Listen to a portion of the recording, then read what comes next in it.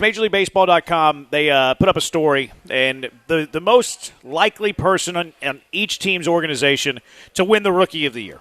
They list Hunter Brown as the Astro most likely to win the Rookie of the Year. I don't really think that there's much conversation that who should be the most likely, because I think it is Hunter Brown. Mm-hmm. But knowing Justin Verlander is a free agent, I think that the likelihood of Hunter Brown winning the Rookie of the Year comes down to Justin Verlander. Like, if Justin Verlander is back, now you're looking at 7 starting pitchers as opposed to 6 starting pitchers.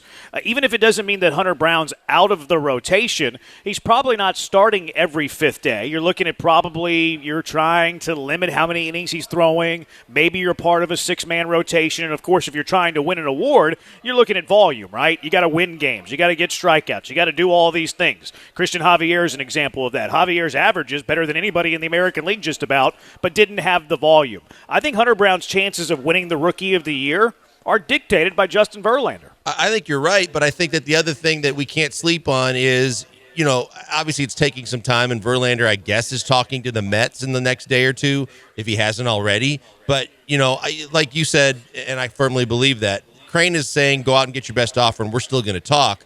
But if Verlander does come back, then it gives It gives Jim Crane or whoever the general manager and Farkas and everybody else the opportunity to say, well, now with 7 starters, in order to avoid what you're talking about too and give Hunter Brown a real chance to be in the 6-man, maybe then for what you don't get in the free agency market, it does open up, still room for a trade or two, because I think that Hunter Brown's time is probably now. I mean, he's shown enough to realize that for you to realize he belongs on the major league roster, and he deserves to get a chance to prove, just how good he can be.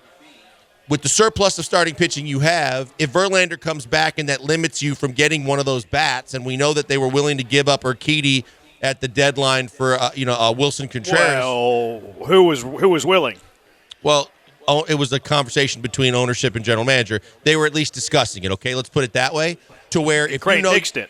But if you have a surplus of starting pitching and Verlander's back, and that's going to kind of tie your hands in terms of how much money you could spend on getting bats, maybe then you take one of your starters and use that as capital to go get a bat another way and make a trade before the season starts. I think that's likely, right? Because you have 7 starters. Like, if you were to bring Verlander back, I think the most likely thing is Verlander's not back. Yep. But if we're operating with the idea, okay, Verlander's back, what does that do for the rest of the rotation? The Astros aren't really worried about individual awards. Does that kind of hurt the chances of Hunter Brown winning Rookie of the Year? I think that it does, even if they do trade somebody else. Now, if you have that conversation, like, okay, let's operate with the idea Verlander's back, that Jim Crane's allowing Verlander, like he did last offseason, to test the market, go find the offers that everybody's willing to give you, and then report back home to your good golfing buddy, your good friend, what the best offer is, and we'll let you know if we want to match it or not. I think that's how it's going to play out. I think it's how it played out last year. I think it's how it's going to play out this year. I don't know if Crane's going to accept it or not. It depends on the figure, because I could see it going either way. I think Crane loves Justin Verlander, and it looks like Jim Crane's trying everything he can to bring everybody back. But if you have that conversation, now you have 7 starters. Which one is that starting pitcher that you're willing to trade? Because Jose Urquidy obviously was the name that came up at the deadline. Jim Crane and Dusty Baker told James Click, no, we don't want to trade Jose Urquidy. Right now they said he was the best pitcher at the time, which he went through a run there in the summer where he was really good. I don't think you want to trade Hunter Brown, even though he would give you back more than what Jose Urquidy would get you back. Who would be that name? If you had to move one starter, assuming Justin Verlander is back, who would that dude be? I think to me it would be Urquidy or Garcia. I think because of the fact that if you have JV back, now you've got 3 bona fide ace types at the start of your rotation. That's not even throwing McCullers, who you assume is going to be healthy for the whole year this year, and bring him back as your 4. I mean, that's as solid a rotation as there is in the entire league, and maybe has been for a while.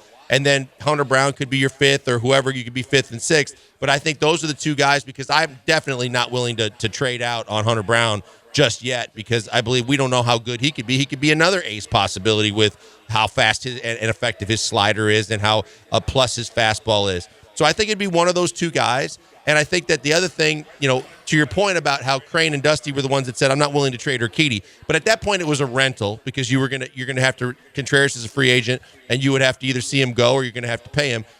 the trade that you would make now for one of these guys, if it is an Urquidy or even a Garcia, would have to be a guy that's under team control that you can trade and know is going to be on your roster at this and have him for a couple years. Which is everybody. I mean, everybody. That's where the Astros are, the embarrassment of riches that they have in their pitching staff. With the exception of Verlander, they're all under club control for the foreseeable future. No, I'm saying whoever they acquire, too. I'm like, you don't just go get a rental. Like, if you're going to give up a guy that's of that talent, that ilk, then you're going to need a guy that's going to be under your control and that you're going to have on your roster for a couple of years. That's a solid bat, in my opinion. Would you have traded Urquidy for Teoscar Hernandez? Teoscar Hernandez, I know he was an all-star, but Teoscar Hernandez to me is not enough to me. Ooh, okay, that's fair. I mean, the 1 year that he has left, he would be that rental type. Right. Like, that's why I asked it. Like, the fact that he only has the year left is probably why I lean no. Now, I like Teoscar as a player. If he had more than a year left, I would say a hard yes on that. Yeah, actually. then it would be a different story. Right, it would be a different story. I think it was Jim Bowden of The Athletic that had like his mailbag thing. And one of the questions he only received one question about the Astros, and it was, if we sign Verlander, would you entertain the idea of trading a starter? And he actually said no. He said he would be greedy with the pitching, keep the pitching. You can never have enough pitching, which it's tough to say that without knowing the names that you can get back for the pitchers. But I don't hate that idea. I love the idea of just having an embarrassment of riches of pitching. You can find roles for those guys, even if Jose Urquidy's like your long reliever. He's a long reliever, but he's also your emergency guy back into a six-man rotation. I like the idea of that. Now, if you're forcing me to pick one starter that you have to trade, we know how I feel about Luis Garcia. Mm-hmm. I love the dude. He's one of my favorite players on the Astros. He's also probably your fifth best starter, maybe even sixth best starter if you're bringing back Verlander. The only one he'd be better than would be Jose Urquidy. But because why I'm trading Garcia instead of Urquidy, even though I think Garcia is better than Urquidy, he's also your number 6 starter, and I think you can get more. I think you could get more than you could for Jose Urquidy. I think you're absolutely right. I think that's where I would be. My biggest answer to that is you can get more for Garcia because Urquidy's had arm problems. Urquidy's had surgery. Urquidy's had things that on the medicals are going to throw up red flags in terms of what teams are willing to give back for a pitcher that's already had some kind of medical issues, as opposed to a young Garcia who could be a horse and could be the top of your rotation type guy.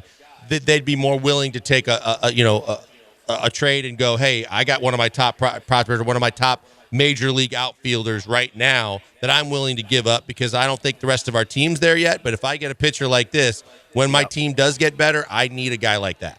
Yeah, I'm not sure how much a team like that would be willing to trade for Jose Urquidy. I think they would give a little bit more for Luis Garcia. Agreed. Who would be that odd man out for you, or are you just keeping them all?